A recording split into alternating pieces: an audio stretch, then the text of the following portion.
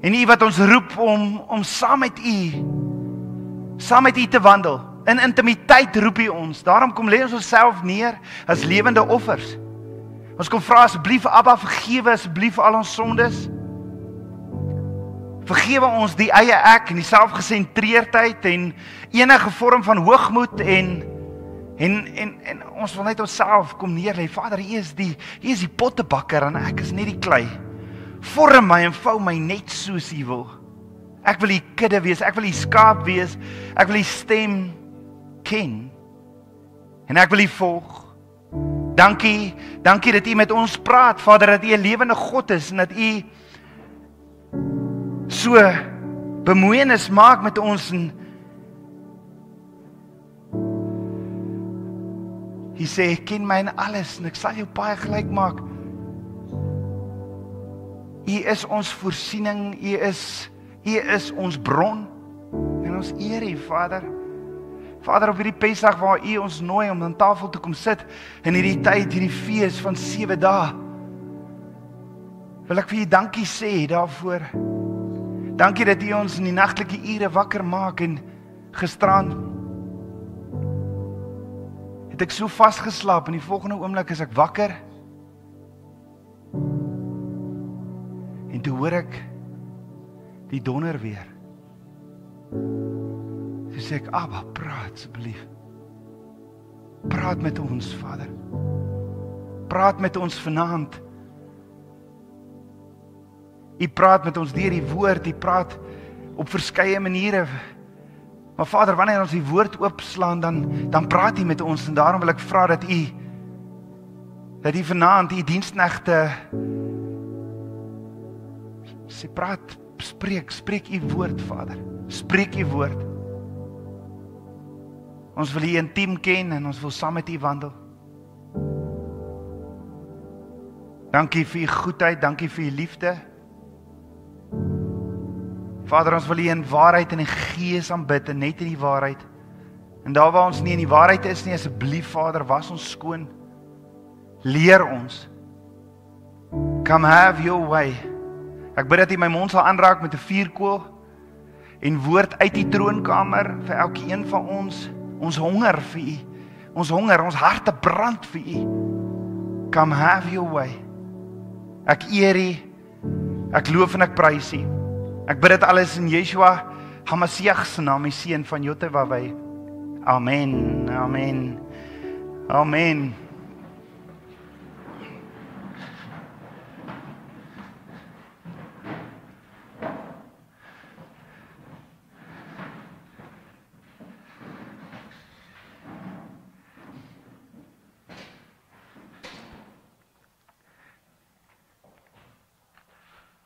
Nou weet ek nie.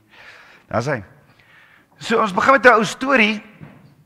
Daar is hierdie storie van 'n ou wat vir die kerkkantoor bel en laat weet hy gaan nie meer 'n lidmaat wees by hierdie kerk nie.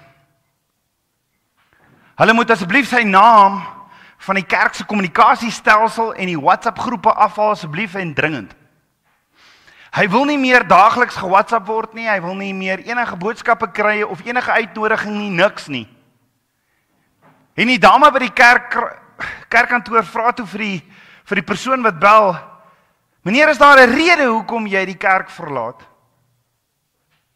En die man antwoord en sê, die rede is, ek hou nie meer van die pastoor se preke nie.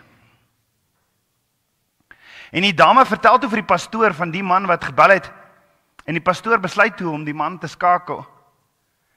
En die pastoor voel toe dadelik, hierdie man wil nie eintlik met hom praat nie, en besluit om hom sommer reguit met die waarheid na hom toe te bring, en hy sê vir die meneer, ek verneem jy hou nie van my preke nie, hoekom nie? En die man antwoord en sê, pastoor, ek voel jy meng in my lewe. Ek glo in die Here, maar moenie vir my vra om iets te doen, om diensbaar te wees nie, en om Yeshua te volg, soos wat jy dit verkondig nie. Ek sal kerk toe kom vir die feel good boodskap, en ek sal my tiendes gee, ek sal dit betaal, maar jou preke meng in my lewe en vereis van my om te verander. Ek het een lewe, en ek wil dit voluit leef. En ek wil dit geniet. Moenie die lekker kom wegvat met jou preke nie. En die vraag is, het dit jou al iets gekos om Yeshua te volg? Het dit jou al gekos om Yeshua te volg? Dink daaroor, wat is 'n offer as dit jou niks kos nie?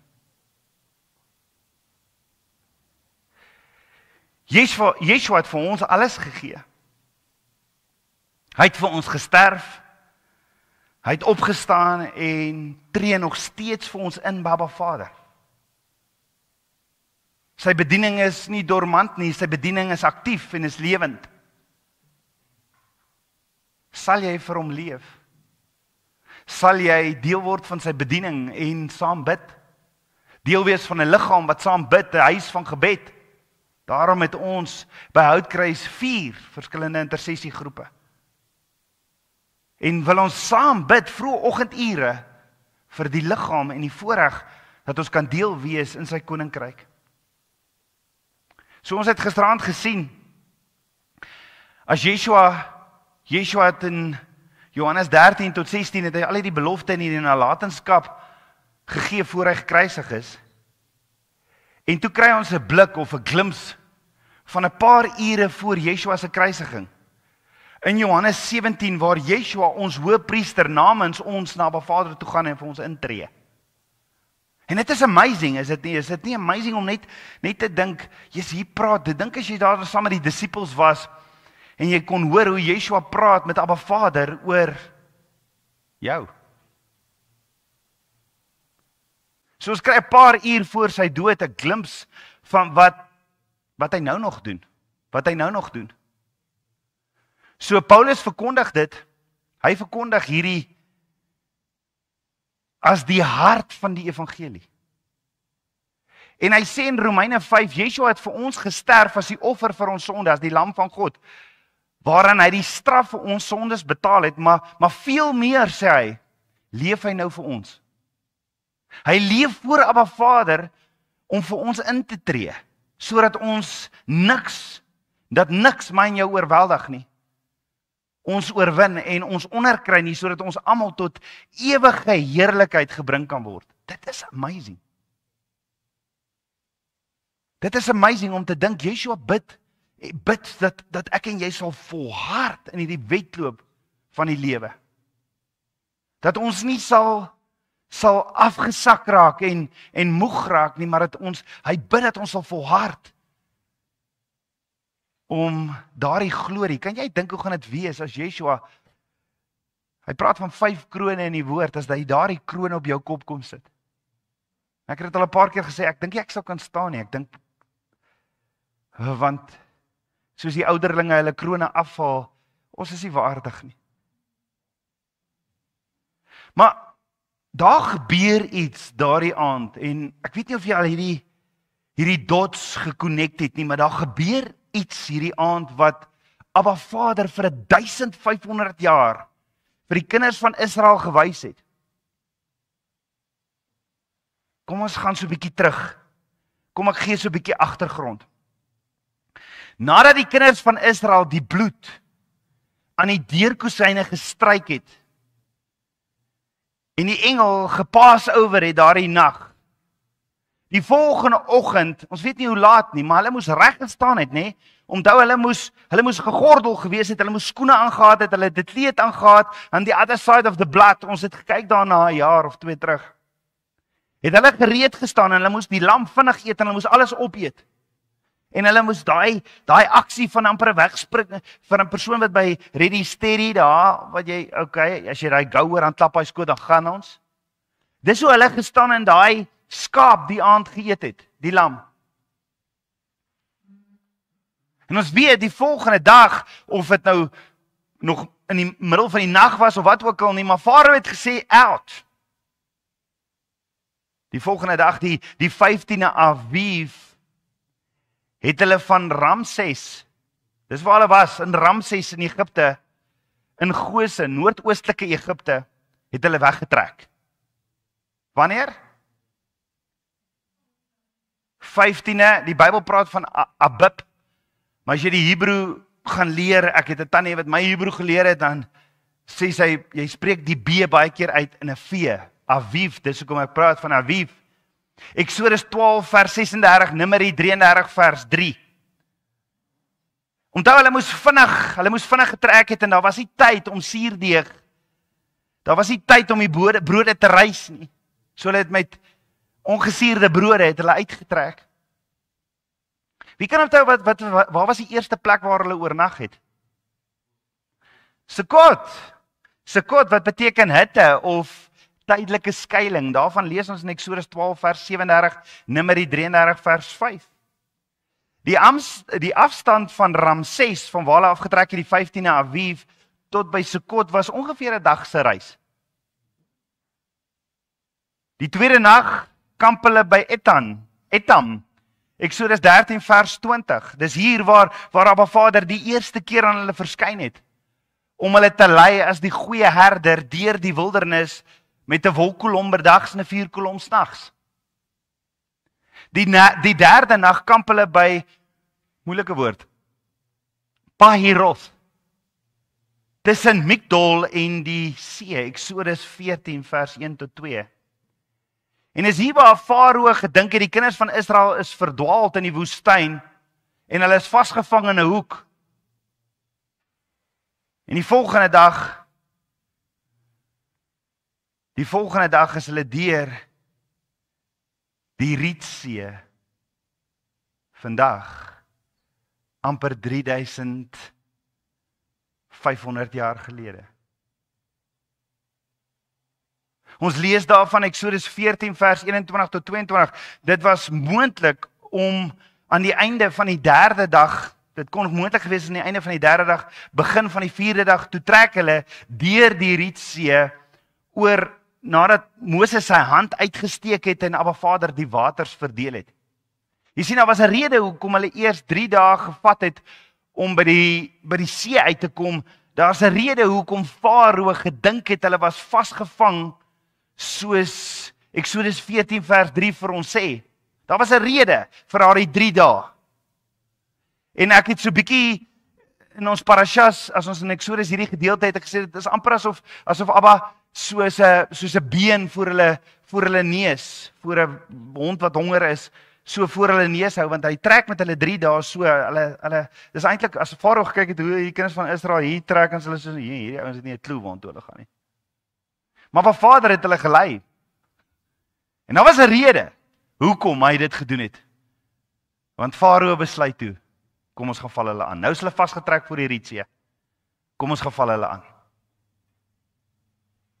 Dit het die Farao, die koning van Egipte, Mizraim, dit wat jou bind, wat 'n prentjie is van Satan, want hy wil jou bind. Dit het Farao gelok om agter hulle aan te jaag, en dis toe dat die wonderwerk by die Rietsee plaasvind. Abba Vader se vuurkolom het agter die kinders van Israel ingekom en het die Egiptenare gekeer terwyl die see in 2 geskei is. En dit was 'n wonderwerk. Die woord sê die see is die hele nag deur 'n sterk oostewind geskei. En so het hulle, ons weet nie presies nie, maar in dagbreek oorgesteek, Eksodus 14 vers 21, Eksodus 14 vers 22. So die kinders van Israel weet, ons weet, hulle het toe vir 40 jaar in die woestyn gebly in hitte. In tente. Hulle was in Sukkot in sulke klein hitte. En nou bly hulle in tente in die woestyn vir 40 jaar. Ons weet, Abba Vader het vir Moses gesê, bou vir my 'n dwelling place, 'n tabernakel, dat ek onder julle kan kom tabernakel. En so het Abba Vader in hulle midde onder hulle gewoon, sy teenwoordigheid met hulle. En Abba Vader het vir Moses gesê presies waar elke stam ook moet slaap om die tabernakel, waar hulle moet bly. Kyk jy nou hoe hulle gekamp het vir 40 jaar, die vorm hoe hulle gekamp het is in die vorm van 'n kruis. As die wolkkolom of die vuurkolom wat Abba Vader se teenwoordigheid simboliseer, as die kolom skuif het hulle opgepak en getrek. In die tabernakel was daar 'n plek genoem die allerheiligste, met 'n verbondsark en 'n versoeningsdeksel, wat Abba Vader se Shekinah glory, sy teenwoordigheid simboliseer. En dis van hier waar die vuurkolom uitgeskyn het. Niemand mag die allerheiligste ingegaan het nie. Behalwe die hoëpriester eenmaal per jaar op Versoeningsdag of Yom Kippur. Hy sou 2 goed gedoen het as hy die allerheiligste ingegaan het. Naamlik, hy sou die bloed van die diereoffer neem, dit 7 keer voor die verbondsark sprinkel. Hy het ook wierook saam met hom in die allerheiligste ingeneem, wat gebede simboliseer. Die hoëpriester se verantwoordelikheid op Versoendag was om die offer van versoening te verskaf en om wierook as gebed te offer. Hoor gou op die klere van die hoëpriester, op sy skouers was die 12 stamme van Israel se name, Eksodus 28. Die hoëpriester het ook op sy bors die 12 stamme van Israel gehad. En die 12 stamme van Israel, as jy Jesegiel 37 bestudeer, dan sien jy die 12 stamme word een en dis die bruid van Yeshua. Hoekom was die 12 stamme op sy skouer en op sy hart? Die doel daarvan was dit, die hoëpriester het die kinders van Israel, die 12 stamme, die bruid, op sy skouers. Dis sy verantwoordelikheid. En op sy hart gedra, toe hy ingegaan het in die teenwoordigheid van Abba Vader om versoening te doen en om te bid. Hoor gou, dit was een man wat een offer en gebed gebring het vir die bruid. Hy het ingegaan om die offerbloed te offer, hy het ingegaan om te bid vir hulle vergifnis, hy het die bloed hoeveel kere gesprinkel? 7 keer. Hy het die reukwerk, die wierook geswaai en hy het weer uitgegaan. Dit was alles vir 1500 jaar rigtingwyser na wat in Johannes 17 gebeur. Johannes 17, Johannes 18. In Johannes 17 is die groot hoëpriester op pad om sy eie bloed as die lam van Jotaiwawa te sprinkel op hoeveel plekke? 7 plekke. En op pad soontoe nader hy Abba Vader ook met gebed. En wat is op die skouer? Wat is sy verantwoordelikheid en wat is op sy hart? Die bruid. Yeshua het sy eie bloed op die hemelse versoendeksel geoffer as die een ware voorsiening vir sonde. Voorsiening is gedoen. En nou draai hy ons op sy heilige skouers en op sy liefdevolle hart en tree vir ons in. Hoor gou, die hoëpriester het in die tabernakel ingegaan, hy het die bloed gesprinkel en die wierook geswaai, versoening gedoen en uitgekom. Toe Yeshua na die hemel opgevaar het, het hy in die allerheiligste ingegaan en hy is nog steeds daar. En hy sal daar wees, totdat sy bruid in die ewige heerlikheid versamel is by hom. Ek wil vanaand vir jou sê, jy is op Abba se hart. Jy is op Yeshua se hart. Hy tree die heeltyd vir jou in. Hy is daar, sê die Hebreëse skrywer, die Hebreëse skrywer, hy sê, lewend om vir ons voorbring te doen. En op sy hart, wat is in sy hart? Sy liefde en eenheid, wat hy roep in die liggaam van Yeshua. Hoekom tree ons hoëpriester vir ons in? Omdat hy oneindig lief is vir ons. Sonder einde, daar's die olam, daar's die einde nie. Dis liefde wat ek en jy nie kan verstaan nie. So Yeshua se gebed voor hy gekruisig is, dui op Yeshua se oorgang van sy aardse na sy hemelse bediening.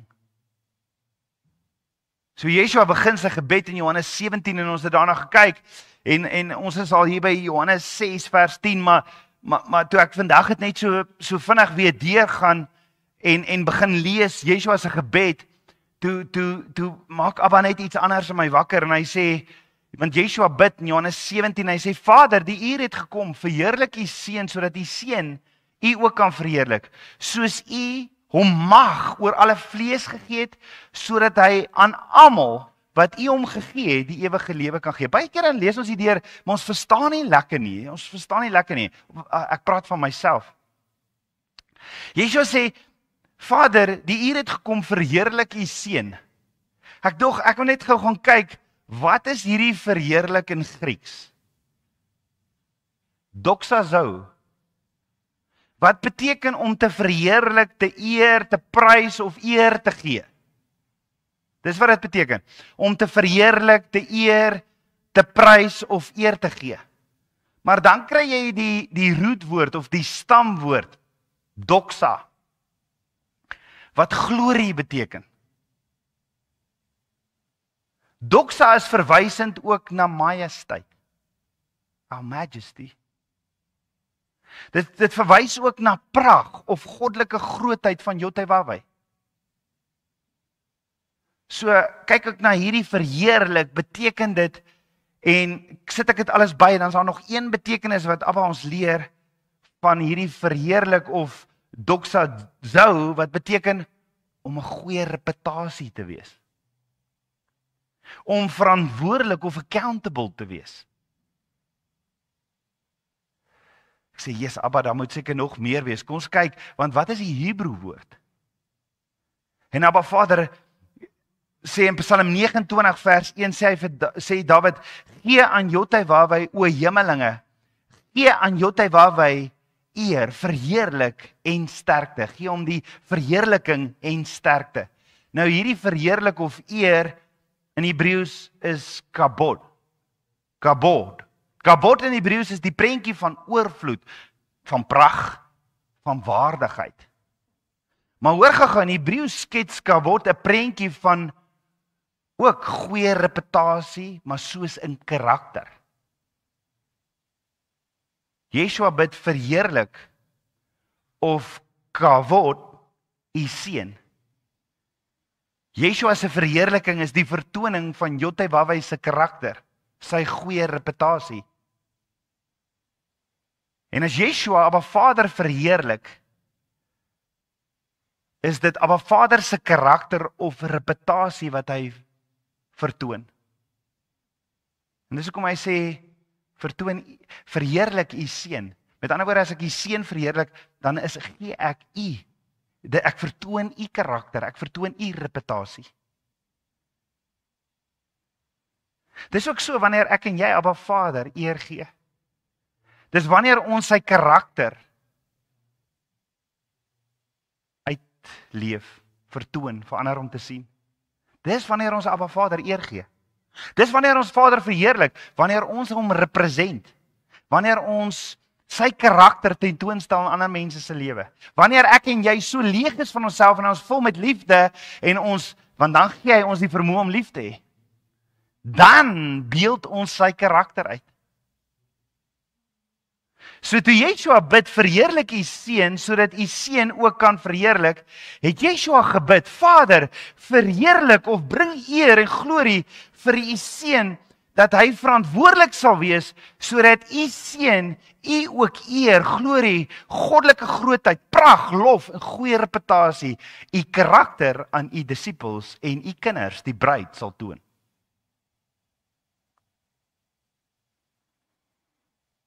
En Abba Vader vat my 2 aande terug. Ons het gesien daar dieselfde aand, toe Yeshua voor hy begin bid het Yeshua vir sy disippels gesê in Johannes 15 vers 1 tot 2, ek is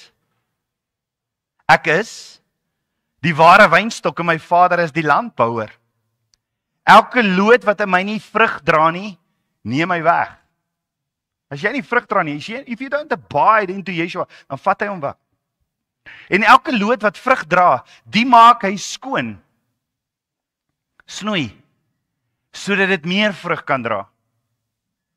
Maar dan sê Yeshua verder in Johannes 15 vers 8, hoor gou hierso, hierin is my Vader verheerlik. Kavod. Dat julle veel vrug dra en julle my disippels wees. So hoor gou wat sê Yeshua in Johannes 15 vers 8 en Dylan, jy gaan dit vir ons op die skerm sit as dit moontlik is. Hierin is my Vader verheerlik. Ons weet nou wat beteken verheerlik. dat julle veel vrug dra en julle sal my disippels wees. So gaan kyk ons net na hierdie wat Yeshua sê, hierin is my Vader verheerlik. Ons weet wat beteken verheerlik. Kom ons kyk wat is die Grieks vir vrug en wat is die Grieks vir dra en dan kyk ons wat se prentjie gee Abba Vader vir ons hier binne. Yeshua sê hierin is my Vader verheerlik. Kyk ons na verheerlik weet ons is doxazo wat veel vrug dra. Doxazo het ons nou net gesien, is om hy glorie te bring, om sy karakter, sy reputasie te gee, om 'n goeie reputasie te hê en dan veel vrug dra of bear. In Grieks is die woord pero wat beteken verdra of dra. Maar dit beteken ook verdra, verduur om 'n las te dra. Dink daaroor, soms is dit vir ons moeilik om goeie vrug te dra. Veral as iemand jou verraai, nê. Veral as iemand jou seer gemaak het, dan is dit moeilik om goeie vrug te dra. Selfs wanneer jy nie so lekker dag het nie en 'n taxi ry voor jou in, dan is dit nie maklik om goeie vrug te dra nie. Dis moeilik, dis swaar. Die prentjie in Grieks van hierdie vrug dra is selfs in hierdie slegte dae, wanneer jou hart in stukke is en mense nie reg maak met jou nie, jou vyand jou aanval, selfs om dan die karakter van Yeshua liefde te dra of uit te straal en te leef, soos Yeshua gedoen het aan die kruis. Vader, vergewe hulle, want hulle weet nie wat hulle doen nie. So die Griekse woordjie pero of dra stel ook voor 'n beweging in spoed en krag. Dra beteken om te verduur. Dra beteken verder om innerlik te beweeg, om jou hart aangespoor te word, om geduldig te verdra of te verduur. Dis iemand se optrede om jou gedrag, jou optrede geduldig te verdra. En dis alles net in die woordjie dra. Ons gaan dit nou alles bymekaar sit. Dan het die vrugte in Grieks is karpos. Karpos beteken is iets wat ontstaan uit iets wat voortgebring word. Soos 'n indruk of 'n resultaat. Met ander woorde, iets wat jy gedoen het wat die oes bring, wat die vrug bring. En die prentjie wat geskets word van vrugte is, jy het gewerk, of dis was 'n aanbidding, of dit was 'n daad van lofprysing, wat as 'n dankoffer vir Abba Vader aangebied word. Dit is die vrug wat ons moet dra. Vrugte of karpos beteken verder om ander toe te rus, om te werk, sodat jy ander kan toerus om die ewige lewe te verkry. As jy bietjie dieper in die woordjie vrugte delf, kry jy ook die woordjie harpatsu. Ek weet nie of jy al van hierdie woord gehoor het. Harpatsu beteken wegraping. Harpatsu beteken om weg te raap. Harpatsu is die prentjie van wegraping. So wanneer ons al hierdie prentjies van toe Yeshua sê, hierin is my Vader verheerlik, dat julle veel vrug dra en julle sal my disippels wees. As jy al hierdie prentjies bymekaar sit, Yeshua sê, hierin is my Vader verheerlik, dat julle veel vrug dra en julle sal my disippels wees. Kyk jy na al hierdie prentjies, sê Yeshua hierin is my Vader verheerlik, word hy geëer en geprys, dat julle sy karakter, onder andere sy gesed liefde, sal openbaar aan mekaar, en dat julle baie resultate sal dra van julle dade, en julle dade wat soos 'n dankoffer of 'n lofoffer vir hom aangebied word, dat die oes van die ewige lewe ingeoes kan word deur die arbeiders wat siele toerus om die ewige lewe te verkry, deur gepluk te word, weggeraap te word op die regte tyd. En dit is wat julle doen as my disippels. Is dit nie amazing nie? Alles in een. Daar is soveel meer in die woord en ons dink ons gaan in diepte, dan is dit soos ons het nog eers naby gekom. En dit wat Yeshua daai aand alles vir sy disippels sê, mag ons eendag so by hom sit in sy heerlikheid En mag ons die diepte, ek kan nie wag om by hom te sit in daardie diepte van wat hy alles vir hulle as hierdie nalatenskap gelos het en wat hy mag ons tot die volle prentjie kom en ek glo ons gaan. So ons het gisteraand gesien, Yeshua sê vir Filippus in Johannes 14 vers 9 tot 10, ek is al lankal by julle. Het julle my nie geken nie, Filippus? Ek is al lankal by julle in Johannes 14 vers 9. En Yeshua sê, hy wat my gesien het die Vader gesien. En hoe sê jy, toon ons die Vader? Glo jy nie dat ek in die Vader is en die Vader in my nie? Die woorde wat ek tot jou spreek, spreek ek nie uit myself nie, maar die Vader wat in my bly, hy doen die werke. En daarom bid Yeshua in Johannes 17 vers 4, Vader, ek het u verheerlik op aarde, ek het u reputasie, ek het u karakter getoon op aarde. Die werke wat u my gegee het om te doen, het ek volbring. En dit is hoekom Yeshua ook op die kruis sê dit is volbring. Nikmar. In Johannes 17 vers 6 bid Yeshua, ek het u naam geopenbaar aan die mense wat u my uit die wêreld gegee het. Hulle het aan u behoort en u het hulle aan my gegee en hulle het u woord bewaar. Yeshua het Abba Vader se identiteit, sy natuur, sy eienskappe en sy werke tentoongestel. En dis hoekom hy vir Filippus sê, het jy nie gesien nie? Yeshua het Abba Vader se natuur as drie-enige God tentoongestel. Yeshua se aardse sending was om Abba Vader en alles wat waar is oor Abba Vader te openbaar. En dis presies wat hy gedoen het. Hy het net gesê wat hy Abba Vader hoor sê het en hy het net gedoen wat hy sy Vader sien doen het. En daarom bid Yeshua in my weergawe, my woorde, Vader, ek het u naam geopenbaar aan u disippels. Ek het u persoonlik deur my lewe geopenbaar. En ek het die waarheid oor u geopenbaar deur my opdrag wat u vir my gegee het. Deur my lering en my werke het ek u geopenbaar.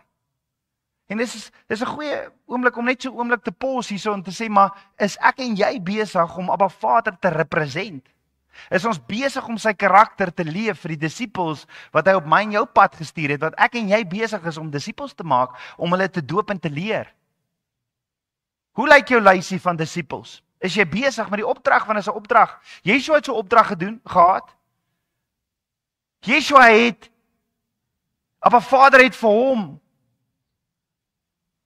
12 disippels gegee. Hy het hulle geleer en hulle kon Abba Vader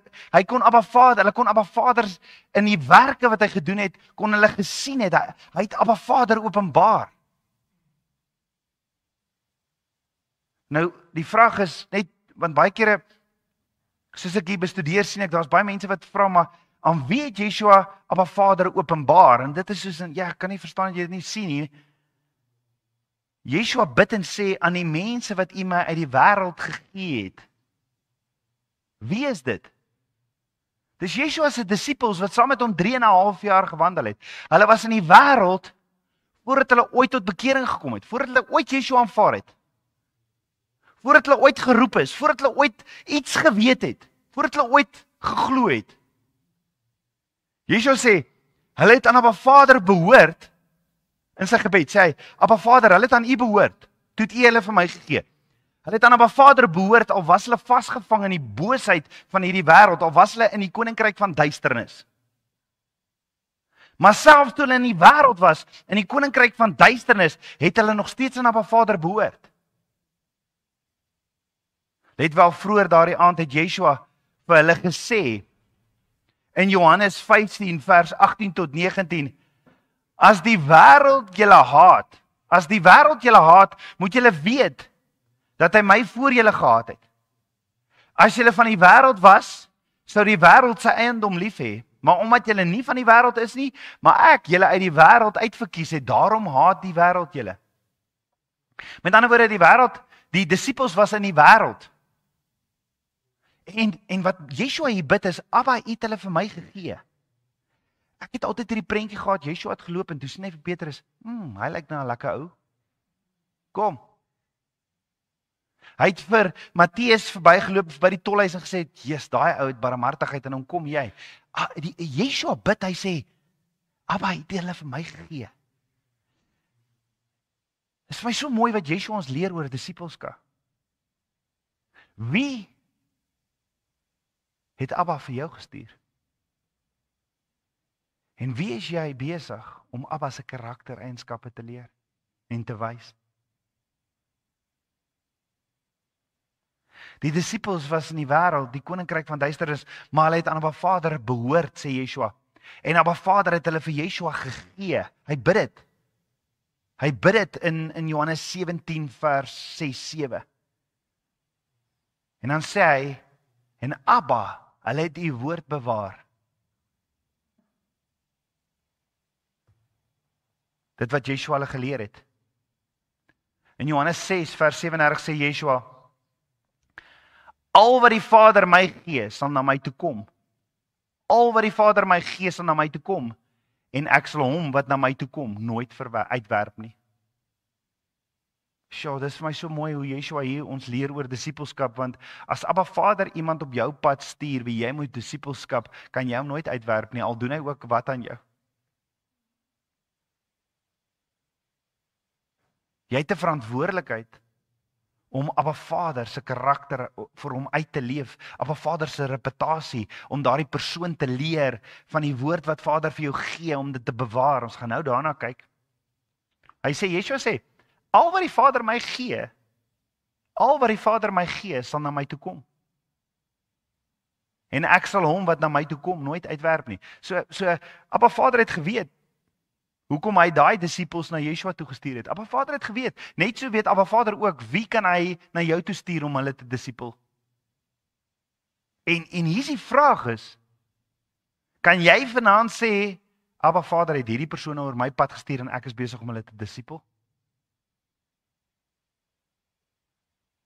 In Johannes 6 vers 39 tot 40 sê Yeshua verder, en dit is die wil van die Vader wat my gestuur het, dat al wat hy my gegee het, ek daarvan nie sal verloor nie. Ek sal hulle nie verloor along the ply nie, al gebeur daar wat. Ek daarvan nie sal verloor nie, maar dit opwek in die laaste dag. En dit is die wil van hom wat my gestuur het, dat elkeen wat die Seun aanskou en hom glo, die ewige lewe mag hê en hom sal opwek in die laaste dag. En dan sê hy verder in vers 44, Johannes 6 vers 44, niemand kan na my toe kom as die Vader wat my gestuur het, hom nie trek en ek sal hom opwek in die laaste dag nie. Jy sien, ons is as sondaars in die wêreld gebore. Ons is verswelg in sonde, geestelike dood en blind en onkundig. Maar ons behoort aan Abba Vader, want hy het ons geskape. Abba Vader sê in Jeremia 1 vers 5, voordat ek jou in die moederskoot gevorm het, het ek jou geken, en voordat jy die liggaam voortgekom het, het ek jou geheilig, ek het jou tot 'n profeet van die nasies gemaak. Met ander woorde, Abba Vader het 'n doel vir jou gehad, hy het jou geskape, maar toe word jy gebore deur die bloedlyn van sonde. Dus jy sondig gebore, en sonde, Abba Vader is heilig, hy is afgesonder van sonde. So een of ander tyd moet ek en jy terugkeer na hom toe, en dan wys hy vir ons, hoekom het hy ons geskape. So ons is in 'n sondige wêreld gebore, met 'n sondige natuur, en as ons terugkeer van ons verkeerde weë, van ons sondige wêreld en natuur, ons sondes bely, berou het daaroor, dan word ons liefdesgeskenke vir sy seun Yeshua. Dit gaan nou vir jou mooi raak. So ons behoort aan Abba. Abba Vader gee ons aan sy seun. Sy seun ontvang ons. Sy seun sê hy is die woord. En hy gee vir ons sy woord. Hy bewaar ons. Die seun wek ons op. En ons word deel van die koninkryk van lig. En dis die werk wat Yeshua kom doen het, en dis hoekom hy nog steeds vir ons voorbidding doen, want die geveg met sonde is 'n werklikheid. Dis Yeshua se bediening van voorbidding wat ons dan tot heerlikheid bring. Hy bid nog steeds vir ons. En dis hoekom Paulus ook in Romeine 8 vers 31 tot 35 sê, wat sal ons dan van hierdie dinge sê? As God vir ons is, wie kan dan teen ons wees? Hy wat self sy eie seun nie gespaar het nie, maar hom vir ons almal gegee het, hoe sal hy nie saam met hom ook alles genadig skenk nie, genadiglik skenk nie? Wie sal beskuldiging inbring teen die uitverkorenes van God? God is dit wat regverdig maak. Wie is dit wat veroordeel? Yeshua is dit wat gesterf het, ja meer nog, ook opgewek is, wat ook aan die regterhand van God is, wat vir ons intree. Wie sal ons skei van die liefde van Yeshua? Verdrukking of benoudheid of vervolging of honger of naaktheid of gevaar of swaard? Dit sal ons nie kan skei van die liefde van Yeshua nie. So Abba Vader kom kry ons. Hy gee ons vir Yeshua as 'n bruid. Yeshua betaal 'n duur prys. Hy vat ons sondes op hom. Hy betaal 'n duur prys, 'n prys met sy eie lewe. Vader gee ons aan sy seun as 'n bruid. En daarom in die nuwe Jerusalem in Openbaring 21 is dit 'n bruidstad. En daarom praat Openbaring ook oor hierdie huweliksmaal. En al die verlostes van alle eeue word die bruid van Yeshua. En die Vader wat die verlostes van die Seun gegee, die Vader het die verlostes aan die Seun gegee as sy ewige bruid, sodat hulle hom kan eer, lief hê, dien, aanbid en sy heerlikheid vir ewig kan weerspieël. En daarom bid hy nog steeds vir sy bruid. In die volgende paar ure nadat Yeshua hierdie gebed gebid het, sou die Seun sy bereidwilligheid gedemonstreer het om die prys te betaal om Abba Vader se geskenk te ontvang. Die Vader se geskenk van verloste siele is vir Yeshua so kosbaar dat Yeshua bereid is om onder goddelike oordeel te sterf. Nie net menslike pyn nie, maar onder goddelike oordeel vir ons sondes, want Romeine 6 vers 23 sê, want die loon van die sonde is die dood. So dis die eerste deel in Yeshua se gebed oor hierdie bruid en hierdie bruidegom, die deel wat hy bring as bruidegom. Maar daar's nog 'n deel waarin hy bid en waarvoor hy bid en wat hy nog steeds voorbid, en dit is die bruid se deel. So die eerste kant van Yeshua se gebed aan Abba Vader is Johannes 17 vers 6, ek bid vir diegene wat myne is, want U het hulle aan my gegee, dis my bruid. Hoor gou. Daar's hierdie groot goddelike werklikheid in verlossing wat nie verkondig word in kerke nie. Want Yeshua bid in Johannes 17 vers 6, ek het U naam geopenbaar aan die mense wat U my uit die wêreld gegee het.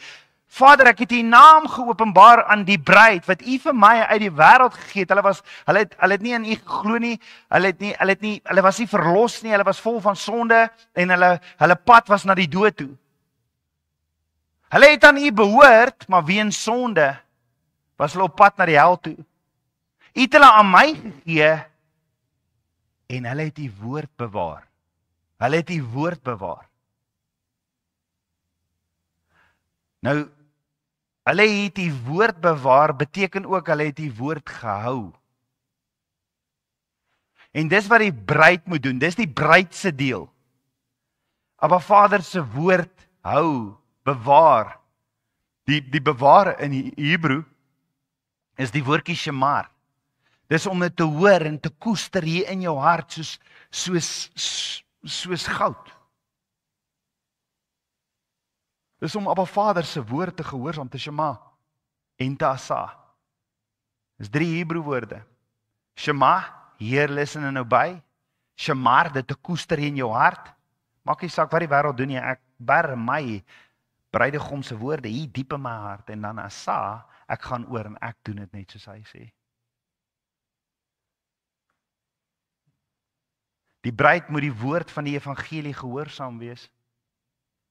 Want dit is van die Ou Testament af, is dit alles die rigtingwysers, alles is profesie, alles wys na Yeshua toe. En dit was nog altyd geloof wat hulle gered het in Yeshua, was nog altyd die geloof. Hebreërs 11, dit was die belofte. So die bruid moet woord gehoorsaam wees en evangelie gehoorsaam wees. En dis wat Yeshua bid. Wat is evangelie gehoorsaam? Yeshua se opdrag deur te glo in Yeshua, Hamasiach, en jy word gered. Deur te glo in hom. Wie is Yeshua? Hy is God. Hy het vir ons die prys kom betaal. Die evangelie is 'n opdrag, nie 'n voorstel nie. Dit is 'n opdrag.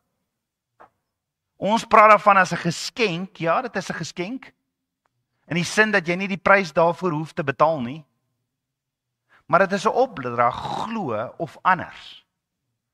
Glo of gaan hel toe. Glo in my vir die ewige lewe. Jy het die keuse. Die bruid het 'n keuse. En as jy gehoorsaam is aan die opdrag van die evangelie, dis 'n noodsaaklikheid. En Yeshua bid en sê vir Abba Vader, Vader, hulle het dit bewaar, hulle het gehoorsaam, hulle het die evangelie gehoor en gehoorsaam. Dit is in wese dieselfde as geloof. Hulle het geglo daarin, hulle het die woord bewaar. En dit is die prentjie wat Yeshua vir ons hier binne skep. Jy sien, gehoorsaamheid en geloof is een en dieselfde, en dit word gedemonstreer in Johannes 3 vers 35 tot 36, waar Yeshua sê, die Vader het die Seun lief en het alles in sy hand gegee. Hy wat in die Seun glo, het die ewige lewe, maar hy wat die Seun ongehoorsaam is, sal die lewe nie sien nie, maar die troon van God bly op hom. Jy sien, om te glo, is om te gehoorsaam aan die opdrag om te glo, is om te glo waarlik in Yeshua. En daarom bid of praat Yeshua met Abba Vader oor hierdie wat Abba Vader aan hom gegee het, vir wie hy lief is en vir wie hy hierdie dierprys gaan betaal.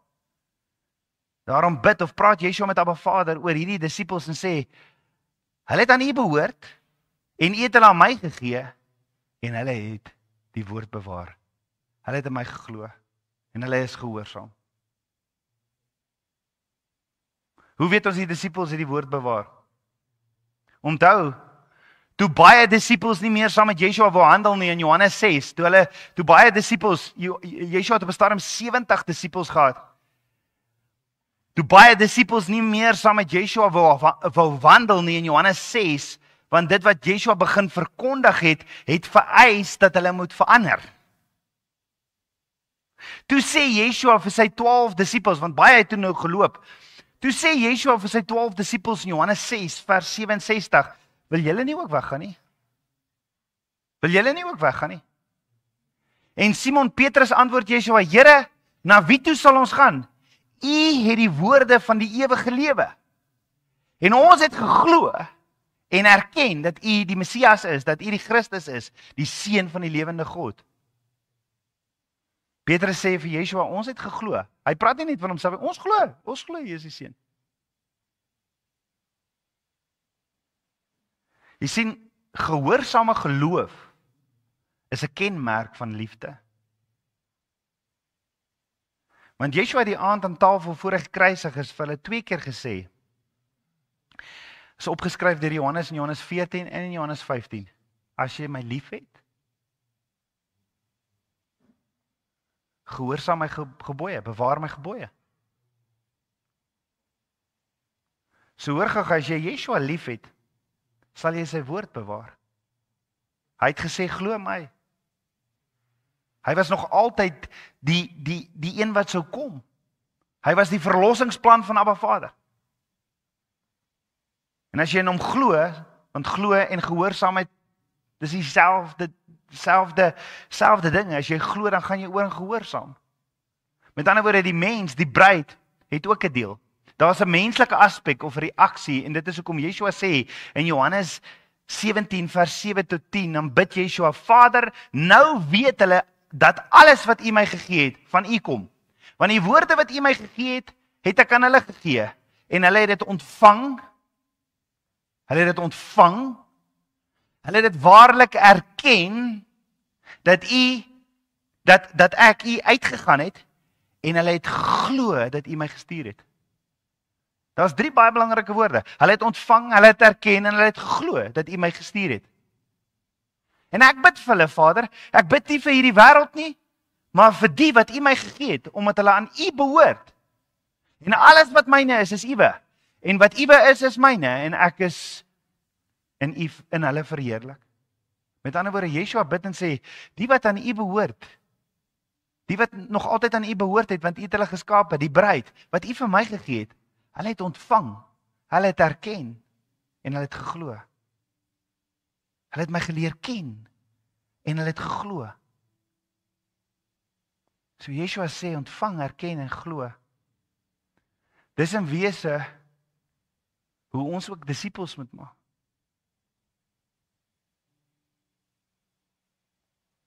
Dis hoe Yeshua vir ons 'n model gee, wat die kerk veronderstel is ook om te doen. Yeshua het sy koninkryk verlaat. Hy het aarde toe gekom sodat ons die waarheid sou ken. Wie is die waarheid? Yeshua. En wie is Yeshua? Hy's God.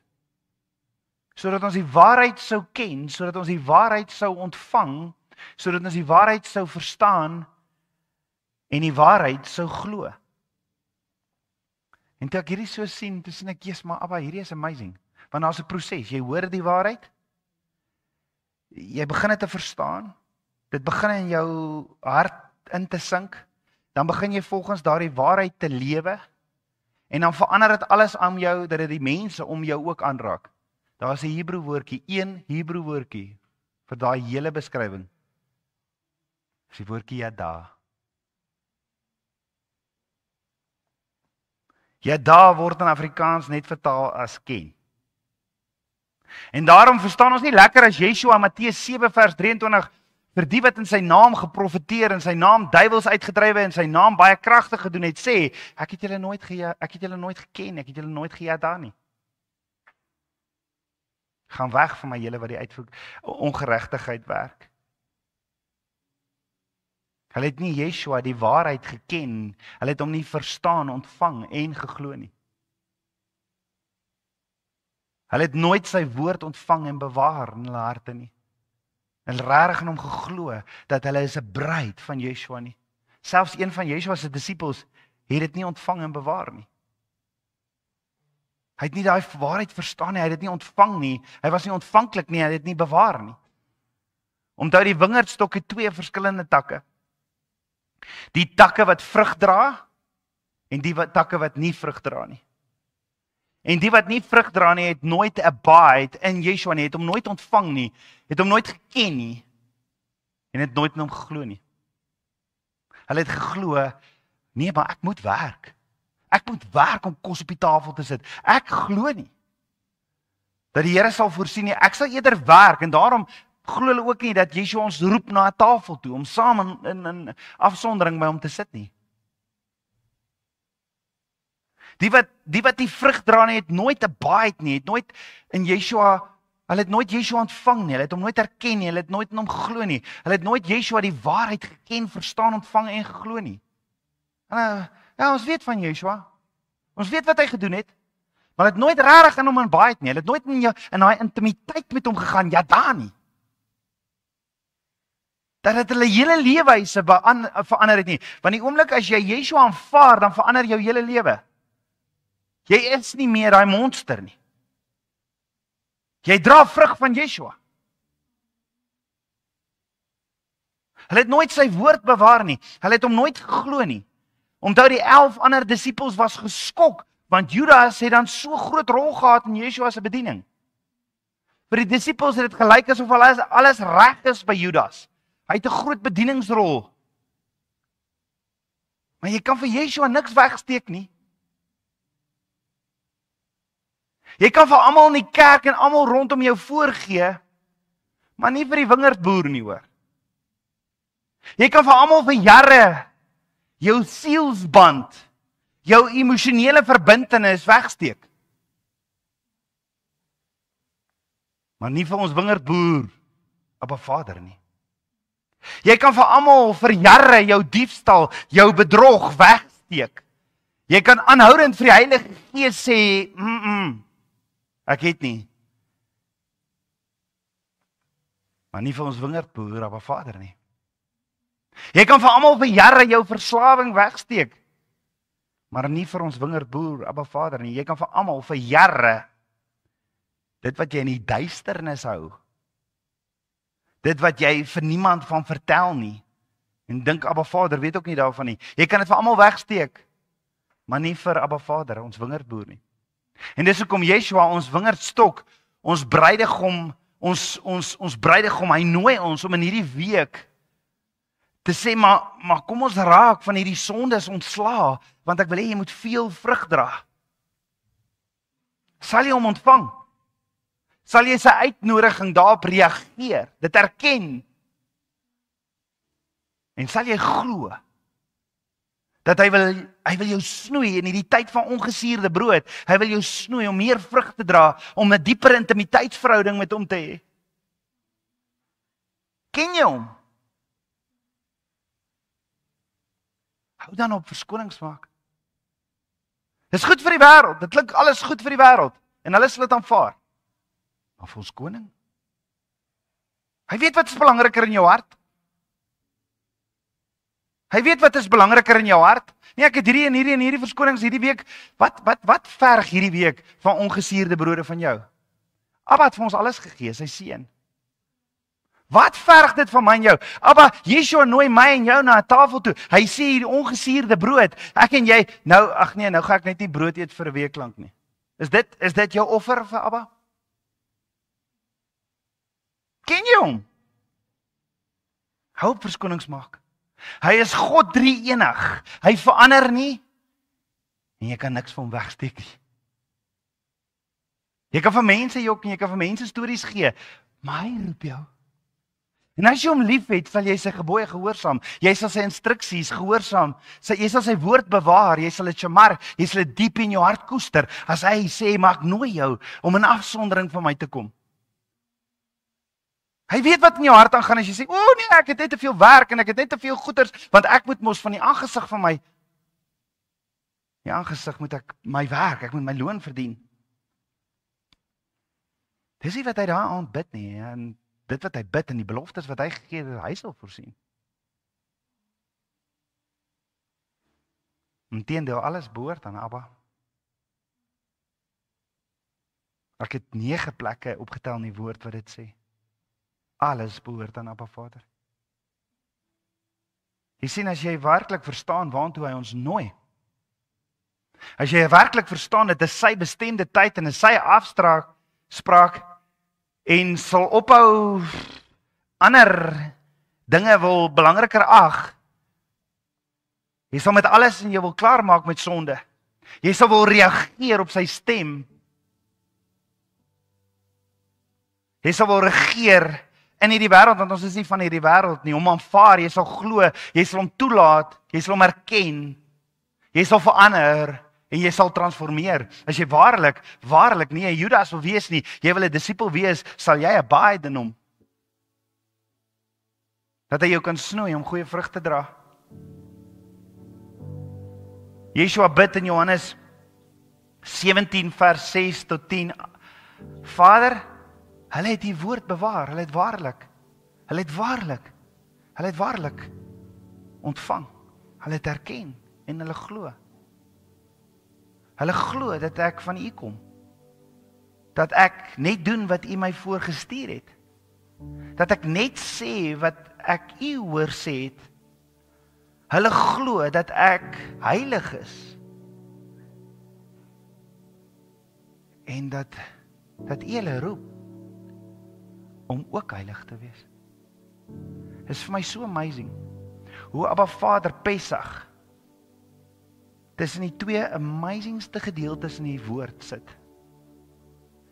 Die parasha of die gedeelte wat ons saam bestudeer voor Pesach, Levitikus 1 tot 5 is hoe ek en jy Abba Vader kan nader. Met wat se hart? Na Pesach, hy is 'n oproep om heilig te wees. Afgesonder van sonde. Hoor gou Yeshua ons voorbidder bid. En hy bid vir jou.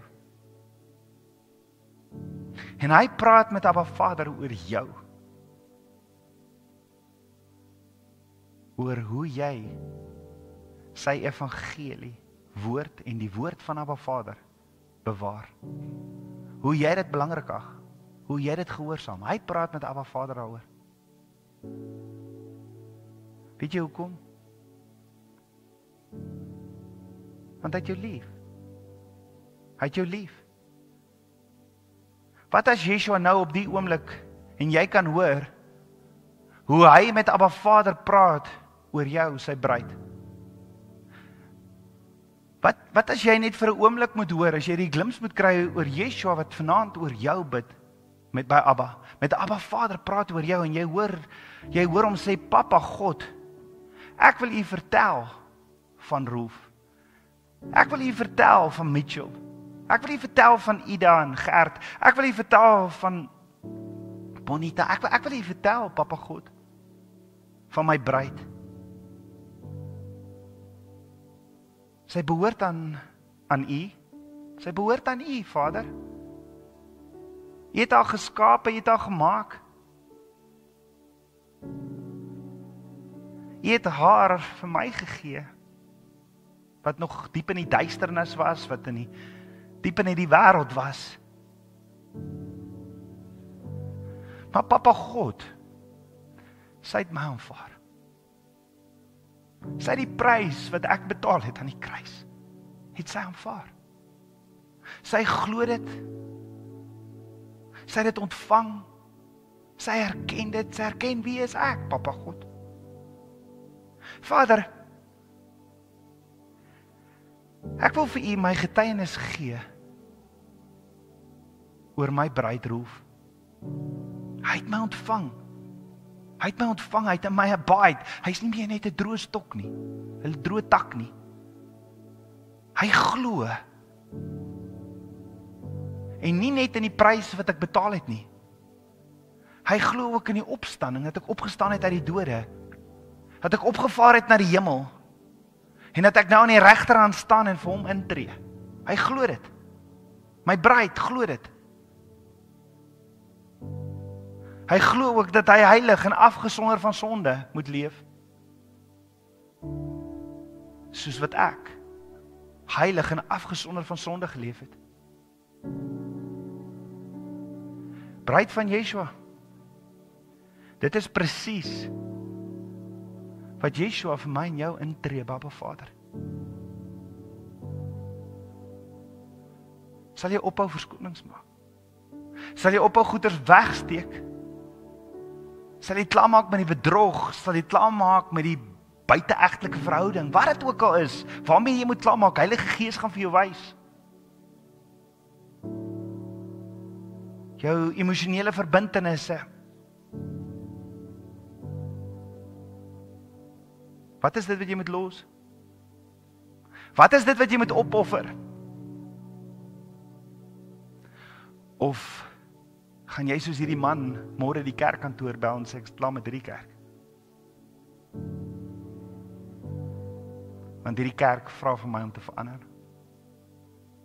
Dis hierdie kerk, hier is die woord, dis Yeshua. Sal jy transformeer? Sal jy verander? Sal jy 'n bruid word? Sal jy heilig wees, afgesonder van sondes? Sal jy klaarmaak met die dinge wat jou vashou, met die Midraim? Kan ek jou gou vra? Hoekom? Hoekom dink jy het Abba Vader die Israeliete so op 'n wandelroetjie gevat voor Farao, soos 'n been voor sy neus? Tot by die Rietsee. Hulle is deur die Rietsee en aan die ander kant het hulle gesien, ons is klaar met Egipte. Ons is klaar met Egipte, want hulle het in daai see ingekom en daai see het toegemaak op hulle. There is no turning back. There is no turning back to Egypt, dit wat ons bind nie. Sal ons terugkeer? Sal ons terugkeer na ons Messias en net as bruid net vir hom sê, Yeshua, hier is ek. Ek wil U ken. Ek wil U ken. Ek wil U ken, ek wil U jada, ek wil U gehoorsaam, ek wil U volg. In alles. Ek wil U ontvang. Dit is Yeshua se gebed. Dit is Yeshua se gebed. En hy bid nog steeds nou vir my en jou daarvoor. Ek is vir my net asemrowend om net hierdie prentjie te besef dat Yeshua bid. Dit is sy grootste hartsbegeerte, dat ek en jy sal vashou aan hom. Dat ons alles in ons vermoë sal doen om, wanneer hy ons roep om aan tafel saam met hom te kom sit, dit sal doen. Op sy bestemde tyd, aan tafel saam met hom te kom sit. En af te sonder en te sê, Abba, ek wil klaarmaak met hierdie dinge van hierdie wêreld. En net te sê, Abba, Yeshua, more and more of you. Kom ons bid so saam. Ons almagtige Vader, dankie vir U liefde. Dankie dat ons so 'n glimps kan kry van Yeshua se gebed by ons hoëpriester. Ons hoëpriester wat intree. En soos wat die kinders van Israel gesien het hoe die hoëpriester eenmal 'n jaar ingegaan het, so het Yeshua ingegaan, Hebreërs 4. En ingegaan in U, en hy is nog steeds daar, en hy doen nog steeds voorbidding, en hy is die weg, die waarheid en die lewe, en ons kan inkom in daardie gesprek hoor wat Yeshua, ons hoëpriester met U het. En dis waarna ons luister in hierdie week. Dankie dat U ons 'n glimps gee van dit wat Yeshua ook vir my en vir elkeen van ons bid, die bruid. Ons eer U. Ons eer U. Ek dink so baie mense het in hulle tentjies gesit en hulle gesien, daar gaan die hoëpriester. Hy gaan die allerhoogste in. Kom ons bid saam. Maar hy nooi my en jou om in te kom. Wat is jou keuse?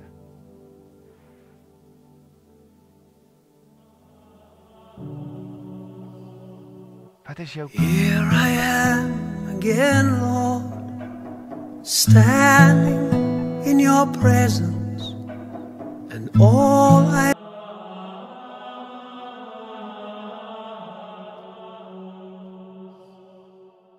Here I am again, Lord, standing in your presence, and all I really want is more of you. Here I am again, Lord, standing in your presence, and all I really want is more of you. This is my heart's cry for you, Lord, as Mary touched your feet. Teach me to touch the way she did.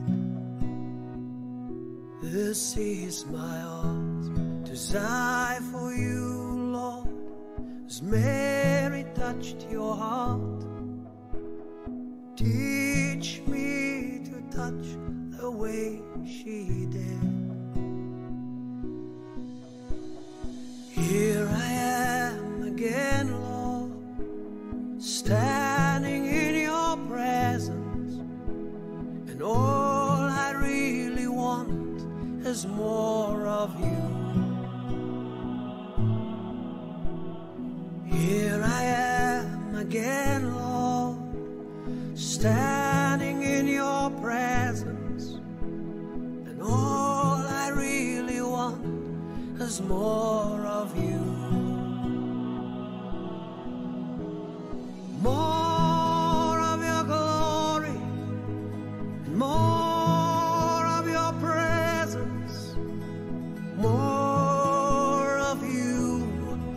in my life.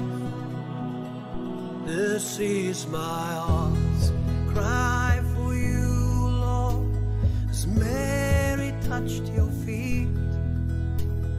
Teach me to touch the way she did.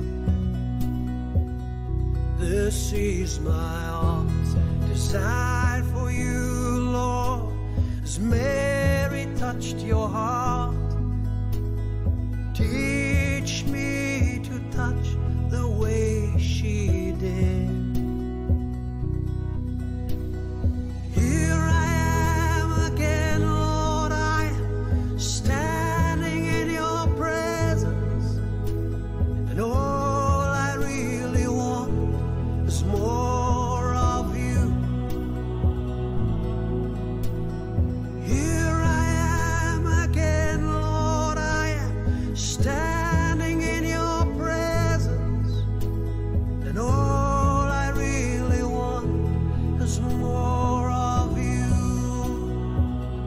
Let the very air that I breathe bring praise to your name. Let all the earth proclaim that name. For one day in your courts is better, oh Lord, than any other place. Just one day in your courts, one day. Dankie Vader dat U ons nooi om in U teenwoordigheid te kom sit. Dankie dat U ons nooi om af te sonder, en daarom wil ons vra Vader in U fees, U bestemde tyd, dat U ons harte sal skoonmaak, dat U ons harte sal deurgrond, dat U ons sal snoei, want ons wil veel vrug dra vir U. Ja Vader, ek bring vir U my alles, ek bring vir U my tyd, ek gee vir U my alles, my lewe. Mag dit vir U 'n welgevalle offer wees. Dankie Koning Yeshua, ek ontvang U woord, ek erken, glo dit. Ek wil U bruid wees, en dankie dat U vir my intree, dankie dat U vir my bid, en dankie dat U vir my Heilige Gees gee wat in my is, en my leer en my bewus maak van elke sonde. En ek bid dat U vir ons duidelik sal wys, dat U ons sal wakker maak in die nag as daar dinge is wat ons moet regmaak. Soos wat U vir Saggeus gesê het, U wil na sy huis toe gaan, en op pad so en toe sê hy, maar Yeshua, ek het by baie mense gesteel, en ek sal 4 keer gaan regmaak, dit wat ek gevat het, wat nie aan my behoort. Restituisie. So wil ons vir vra, wys vir ons waar het ons gesondig, wys vir ons duidelik, waar is dinge wat nie reg is nie. Want ons wil gesnoei word, ons wil vele vrug dra vir U. Dankie vir U liefde, dankie vir U goedheid, Vader. Dankie Koning Yeshua, more and more of You. Ek bid dit alles in Yeshua Messiah se naam, die seun van Jotewaweh.